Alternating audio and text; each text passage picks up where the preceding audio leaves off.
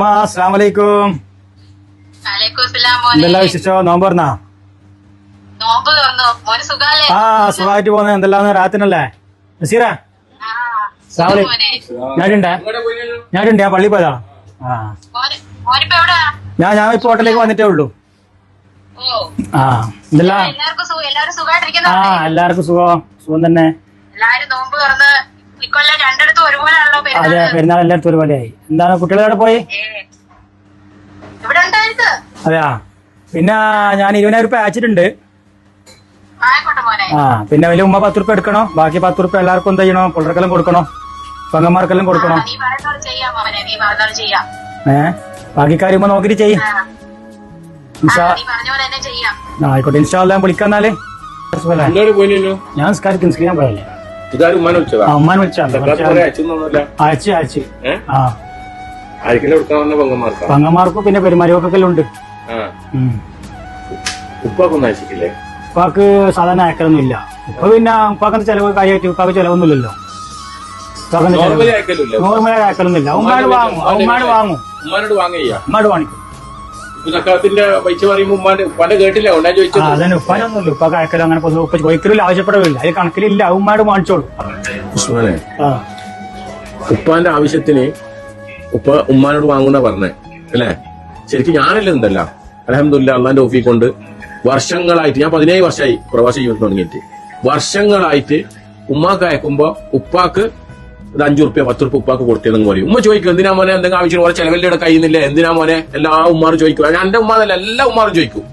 എന്നാലും ഉമ്മാരെന്ന് പറയുന്നത് ഉമ്മാന്റെ കാര്യങ്ങളിൽ നടത്താൻ വേണ്ടിട്ട് ഞാൻ ചെയ്തിരുന്നുണ്ട്. ഉപ്പാക്കങ്ങ് കൊടുത്തേ അവർക്ക് വെറുതായ ചെലവ് വെറുതെ കാര്യം. ഇത്രയും കാലം നമ്മളെ പരസ്പരം ചിന്തിക്കണമെന്നറിയോ? നമ്മൾ ജനിച്ചത് തൊട്ടിട്ട് 10-25 വയസ്സ് വരെ പണിക്ക് പോയിട്ട് നമ്മൾ പൈസ ഉണ്ടാക്കുന്നവരെ ഈ ഉപ്പാന്റെ ചൂടും വേർപ്പല്ലേ നമ്മൾ ജീവിച്ചത്.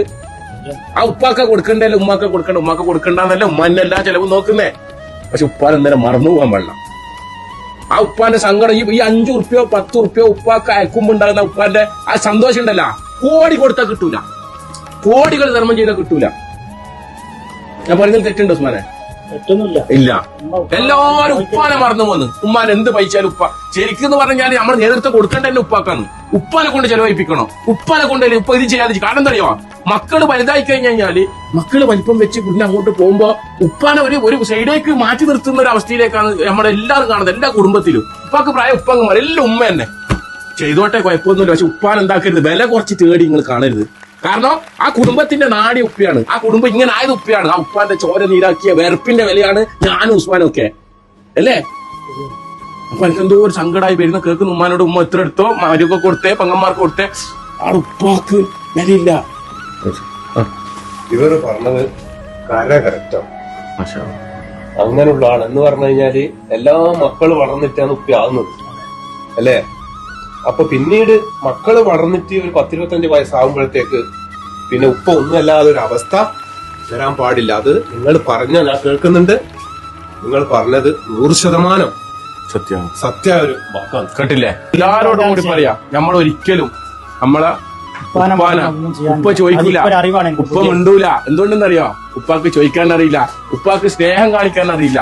ഉപ്പാക്ക് ഇങ്ങനെ ഒരു മൂലക്ക് തനിച്ചായിട്ട് അങ്ങനെ ഉപ്പ അങ്ങ് പോകും, മരണത്തിലേക്ക് അങ്ങ് വൈദ്യ പോകും. അപ്പൊ എന്തെങ്കിലും ചെയ്യാൻ പറ്റുമെന്നെങ്കിൽ ഇതിപ്പോ നാളെ പെരുന്നാളാണ്, എന്തെങ്കിലും ചെയ്യാൻ പറ്റുമെങ്കിൽ ഇപ്പൊ അയച്ച എല്ലാവർക്കും ഗൂഗിൾ ഇപ്പൊ ഉപ്പാക്ക് ഒരു 5 റുപ്യ ഇൻഷാ അല്ലാഹ് എല്ലാരും നമ്മൾ ഉപ്പാർക്ക് എന്താക്കട്ടെ ആയുഷിനും ആഫിയത്തിനും പഠിച്ച പ്രദാനം ചെയ്യട്ടെ. എല്ലാവർക്കും, എല്ലാ അച്ഛനും ഉപ്പാക്കും എല്ലാവർക്കും അല്ലെ.